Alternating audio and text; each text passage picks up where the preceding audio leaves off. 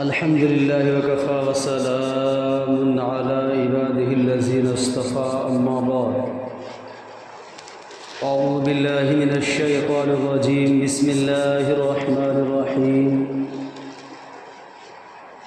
إن أول بيت وضع للناس للذي ببكة مباركا وهدى للعالمين قال الله تبارك وتعالى في موضع آخر وإذ يرفع إبراهيم القواعد من البيت وإسماعيل ربنا تقبل منا إنك أنت السميع العليم قال الله تبارك وتعالى في موضع آخر والطور وكتاب مسطور في رق منشور والبيت المعمور صدق الله العظيم قال النبي صلى الله عليه وسلم من بنى لله مسجدا بنى الله له بيتا في الجنة أو كما قال عليه الصلاة والسلام۔ حضرات محترم، اللہ رب العالمین کا بے انتہا فضل و کرم انعام اور احسان ہوا کہ اللہ تبارک و تعالیٰ نے ہمیں اور آپ کو نماز جمعہ کے لیے پہل سے پہل حاضر ہونے کی توفیق عطا فرمائے۔ میرے دوستو، بہت سے ہمارے دوست احباب ایسے ہیں جو فارغ ہیں، کوئی کام نہیں، کوئی مصروفیت نہیں، اس کے باوجود وہ اب تک مسجد میں حاضر نہیں ہو پائے ہیں۔ یہ اللہ کا کرم ہے، رحم ہے کہ اللہ تبارک و تعالیٰ نے ہمیں مشغولیات سے، ضروریات سے، مصروفیات سے فارغ کرا کر کے مسجد میں پہل سے پہل آنے کی توفیق دی۔ میرے دوستو، میں نے آپ حضرات کے سامنے قرآن مقدس کی 3 مختلف جگہوں سے مختصر آیتیں پڑھی ہیں۔ بارگاہ رب العالمین سے دعا ہے کہ انہی کی ضمن میں چند باتیں ہمیں اور آپ کو، مجھے صحیح کہنے کی اور ہمیں اور آپ کو اس پر عمل کرنے کی توفیق عطا فرمائے، آمین ثم آمین یا رب العالمین۔ میرے عزیز دوستو، یہ شوال المکرم کا آخری جمعہ ہے، اس کے بعد ذوالقعدہ کا چاند نظر آئے گا، اور ذوالقعدہ کا وہ چاند جس میں پورے عالم کے پرستاران توحید، گویا کہ ایمان والے حج کے لیے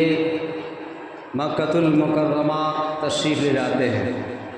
میں نے مناسب یہی سمجھا کہ کیوں نہ جس گھر کی زیارت کے لیے لوگ اپنی جان اور مال کی قربانی دے کر حاضری ہونے کا شرف حاصل کرتے ہیں،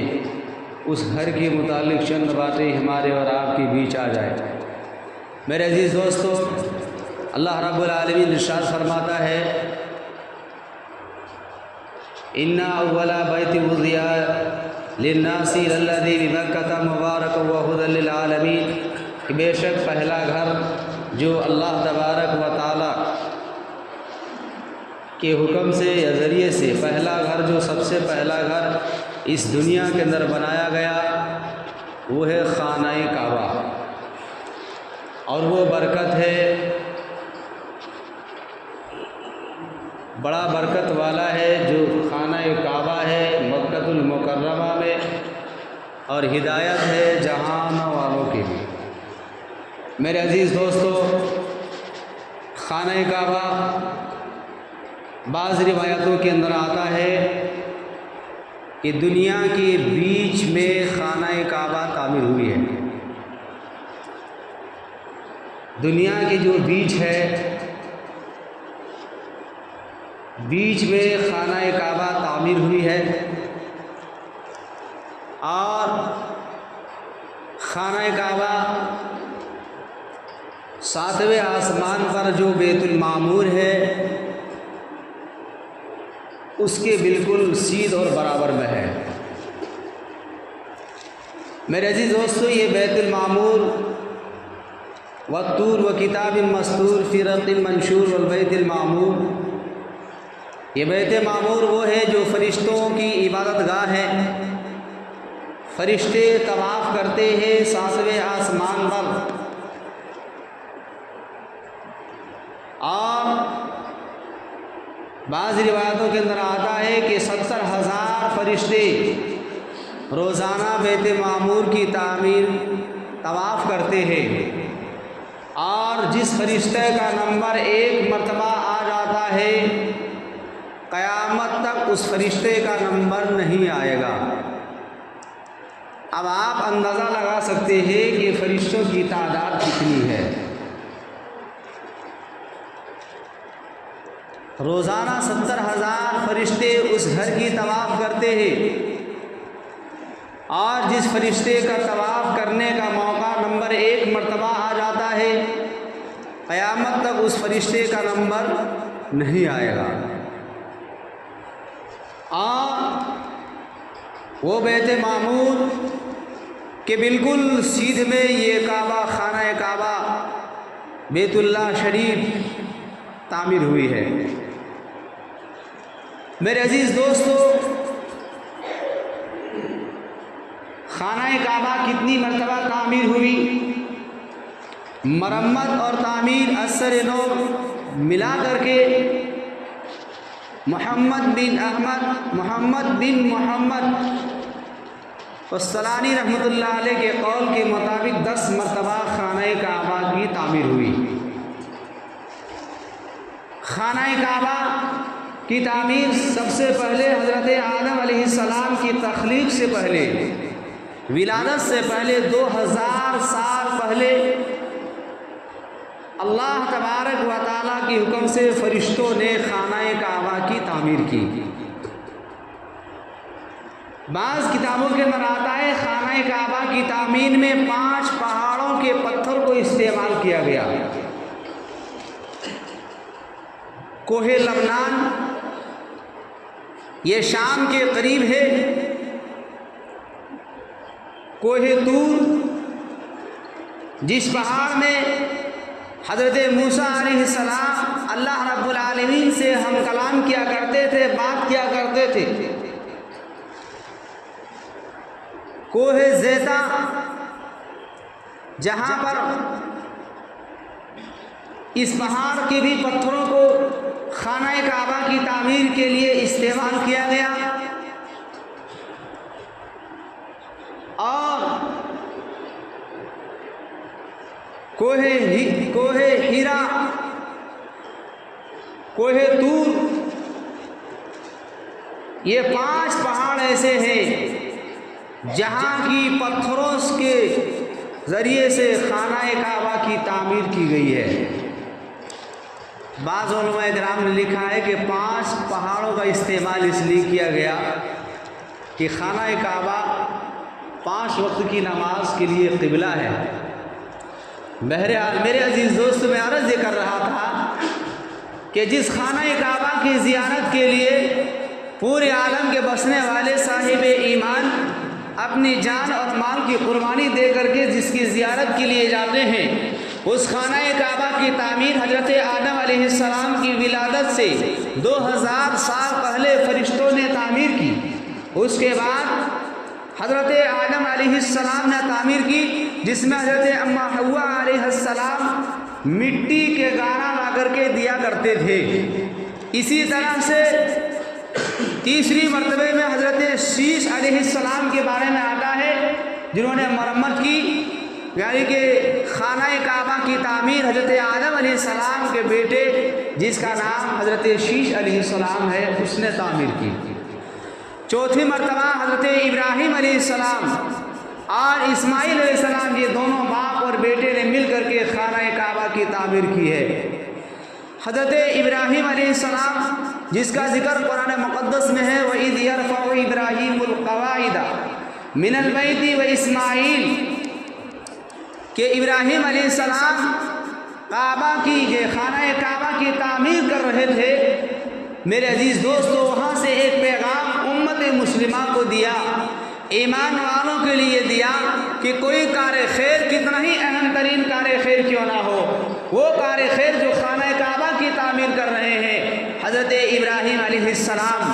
اور ایسی جگہ پر جس کو وادی غیر ذی زرع کے نام سے موسوم کیا جاتا ہے، جس کو یاد کیا جاتا ہے، جس کا موسوم کیا گیا ہے، ایسے ہی بیابان جنگلوں کو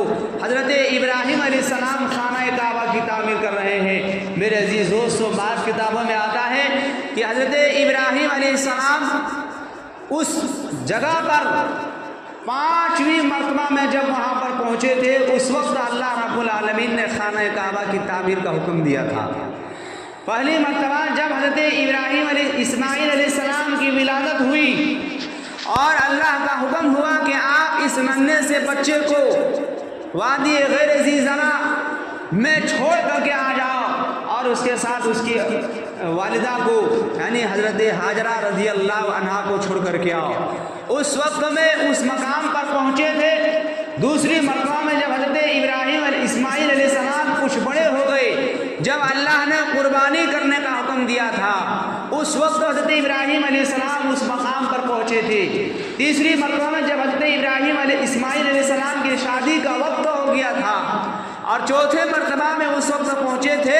اور حضرت ابراہیم علیہ السلام پہنچے، اسماعیل علیہ السلام سے ملاقات نہیں ہوئی۔ وہاں پر ایک واقعہ ہے جس پر حضرت ابراہیم علیہ السلام نے اپنے بہو سے یہ کہا تھا کہ آپ اسماعیل علیہ السلام کو کہہ دیجئے گا میرے بیٹے سے کہ آپ کے گھر کی چوکھٹ ٹھیک نہیں ہے، اس کو بدل دیجئے گا۔ چوتھے مرتبہ میں جب پانچویں مرتبہ میں جب حضرت ابراہیم علیہ السلام پہنچے، اس وقت میں اللہ رب العالمین نے یہ حکم دیا تھا کہ آپ خانہ کعبہ کی تعمیر کریں۔ میرے عزیز دوستو، طوفان نوح آنے کے بعد وہ جو طوفان نوح آیا تھا، اور اس نوح میں جو ہے وہ جو نقش و نگار تھا، وہ سب جو ہے بعض روایات کے اندر آتا ہے کہ وہ ختم ہو گیا تھا، منہدم ہو گیا تھا اوپر کی عمارتیں۔ اور اس کے بعد اللہ رب العالمین نے حضرت ابراہیم علیہ السلام کو حکم دیا تھا۔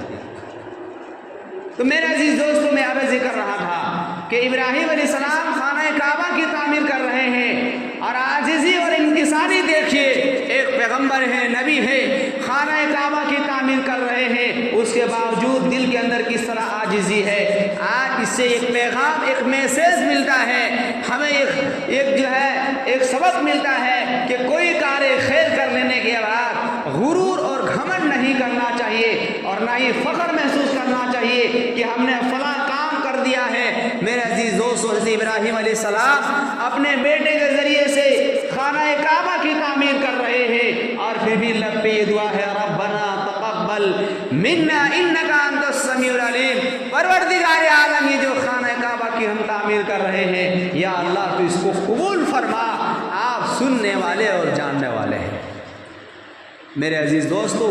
تو میں عرض یہ کر رہا تھا کہ چوتھے مرتبہ پہ جو تعمیر حضرت ابراہیم علیہ السلام نے کی، اور پانچویں مرتبہ خانہ کعبہ کی تعمیر قبیلہ جرہم نے کی، اور چھٹے مرتبہ میں قوم عمالقہ نے کی، اور ساتویں مرتبہ میں جو ہے قصی بن کلاب نے تعمیر کی، اور آٹھویں مرتبہ میں آقا دو جہاں تاجدار مدینہ محمد عربی صلی اللہ علیہ وسلم خاندان قریش میں سے تھے، اس وقت میں خانہ کعبہ کی تعمیر کی گئی ہے۔ اسی کے وقت کے بارے میں ایک مختصر سا واقعہ لکھا ہے کہ جب حجر اسود کو رکھنے کا نمبر آیا، یکے بعد دیگر امیر عمرہ لوگ آئے، اور سب نے کہا اس پتھر کو ہم رکھیں گے، اور عنقریب تھا کہ لوگ آپس میں لڑ جاتے کہ آقا دو جہاں تاجدار مدینہ محمد مصطفیٰ صلی اللہ علیہ وسلم تشریف لے گئے، اور وہاں پر لوگوں کے بیچ یہ بات آئی کہ صبح میں فجر کے وقت جو سب سے پہلے یہاں پر آئے گا وہی اپنے ہاتھ سے اس پتھر کو رکھے گا۔ اللہ کا حکم دیکھیے کہ فجر کے وقت میں، صبح کے وقت میں سب سے پہلے ہمارے اور آپ کے نبی آقا دو جہاں تاجدار مدینہ محمد عربی صلی اللہ علیہ وسلم تشریف لے گئے، آپ صلی اللہ علیہ وسلم تشریف لے گئے، یکے بعد دیگر امیر عمرہ آئے تو کوئی بھی چیچرا نہیں کرنے لگا، سب خاموش ہو گئے۔ حضور پاک صلی اللہ علیہ وسلم نے اس پتھر کو ایک چادر پر رکھایا گیا، اور ہر قبیلے کے ایک امیر عمرہ کو لوگوں کو حکم دیا کہ سب کونے کو چاروں طرف سے پکڑ لیا جائے، اور اس پتھر کو جو ہے اس مقام پہ رکھا جائے۔ گویا کہ آپ صلی اللہ علیہ وسلم